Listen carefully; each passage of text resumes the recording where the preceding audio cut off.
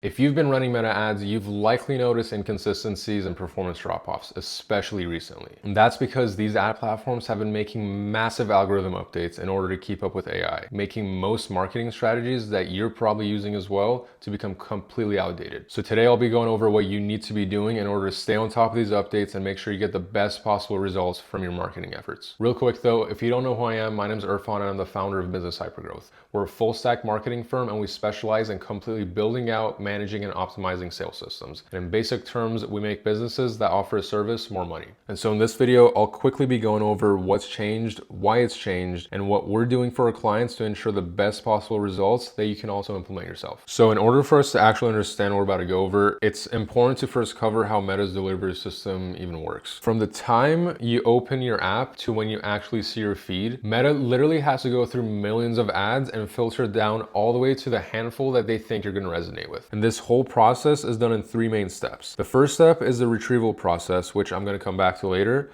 But this is a step that looks through the tens of millions of ads just floating through the platform and filtering all the way down to a couple thousand that have any sort of relevance to you. Then those get sent to the ranking step where each ad is looked at one by one and ranked based off of how relevant it is to you. And then that process is going to filter it down to a few hundred. And then in the third and final step, all of them get sent to the auction where they're going to compete against each other. And the top 3 to 5 that come out on top are the ones that actually get served to you. And so this process literally has to go from tens of millions to like 3 to 5 ads all before you even see your first post. So with the introduction of AI and tools like Soro and Nano Banana, which literally allow you to create hundreds of ads in one sitting, the volume that's been getting sent through this system has literally 100x. And so Meta and pretty much all of their platforms did not have the infrastructure in place to be ready for this. And so the way they dealt with this is that they had to completely change what that initial retrieval process looked like. And that's when they introduced Andromeda, which I'm sure you've heard of by now if you've been in this space. And this is what has really shaken up ad accounts and caused all of these performance fluctuations and everything that people have been seeing, because it's completely outdated, like all of the strategies everyone's been recommending up to this point. And so with the way the algorithm used to work prior to Andromeda and before AI, you would basically just keep testing new ads until you find that one winning ad,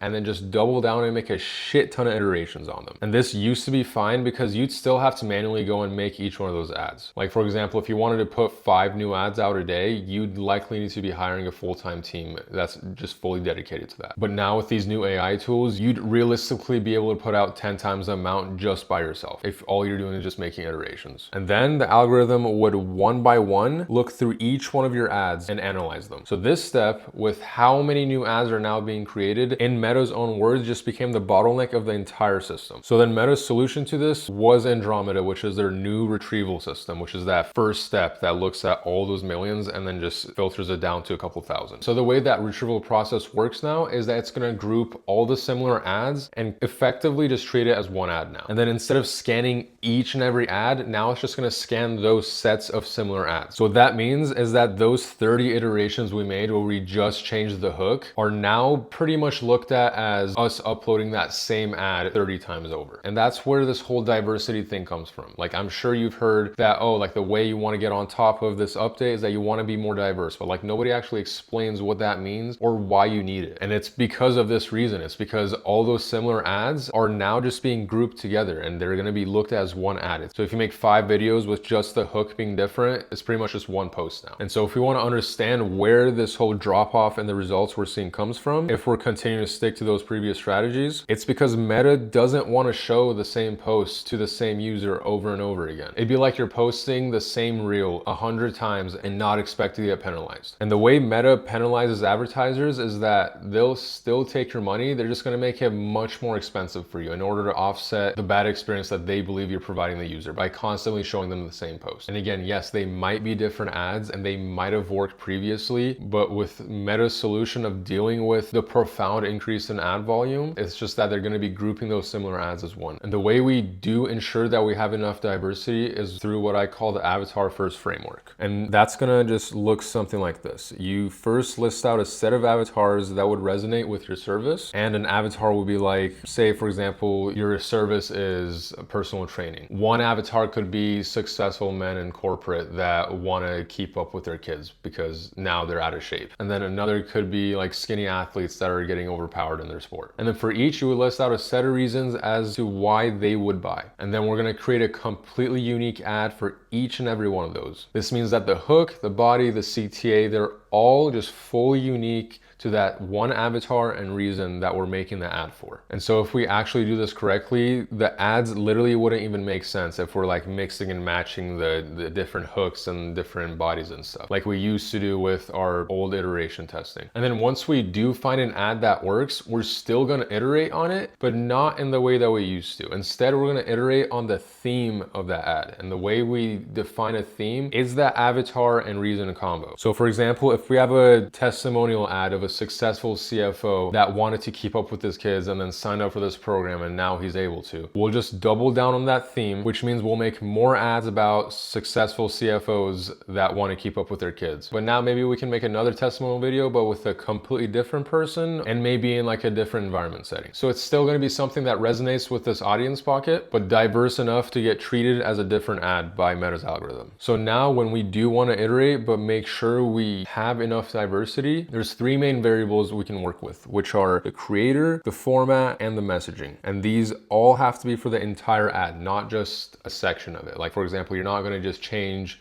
the format of the hook. You're going to change the format of the entire ad. And at minimum, we want at least one of those variables to change, but the more you can, the better it'll be. It might just take a little bit longer. And lastly, I wanted to just quickly touch on the campaign setup as well, because the changes affect this step too. So we'll just be going over the three main things, which are the targeting, the campaign structure, and the budgeting. So how do we make sure that Meta is actually targeting our intended audience? The only correct answer to that is the creative. And that includes the visuals and what's being said, especially in the hook. Like you need to be very calculated in what exactly is happening within the first 5 seconds of the ad, because that's going to do the majority of the heavy lifting when it comes to the targeting. For example, if you want to target high-income households that are tired of their account because they believe they're paying too much in taxes, you're going to literally call them out. You're going to go and record your video in an affluent part of town, and in those first 5 seconds, you're going to be like, hey, are you a high earner and you don't feel like you're leveraging all the tax benefits you can? That's what's going to do the targeting, not the settings in the ad account. And then for your campaign structure, you want to keep it super simple now. Meta wants to have as much control as possible with minimal intervention from the user, and that's what we're going to give it. So what we've been doing when launching ads for a new client is just one CBO campaign, broad targeting with all your ads in that one ad set. And lastly, at minimum, we want to set the budget to 3 times our target CPA, or at least $5 per ad, whichever is the highest. And so if you don't have a very high budget, you shouldn't be making many ads because they're never going to get a chance to even work. And then just don't touch anything for 2 weeks so Meta has a chance to optimize and see which audience pockets each one of your ads actually resonates with. There's been countless times where we launch a campaign and within the first week, it just has terrible results. And then it starts finding the right audience and turns out to be our best performing one.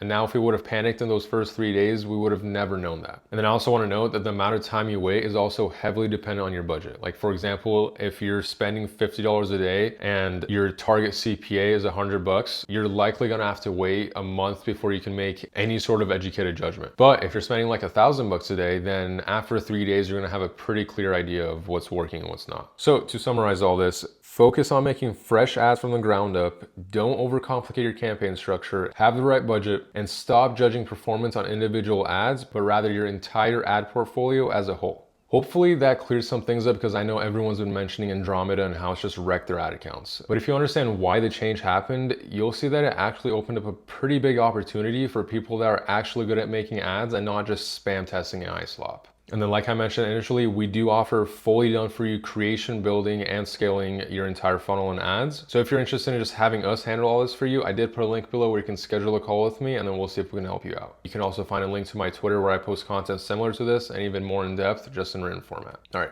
talk to you soon.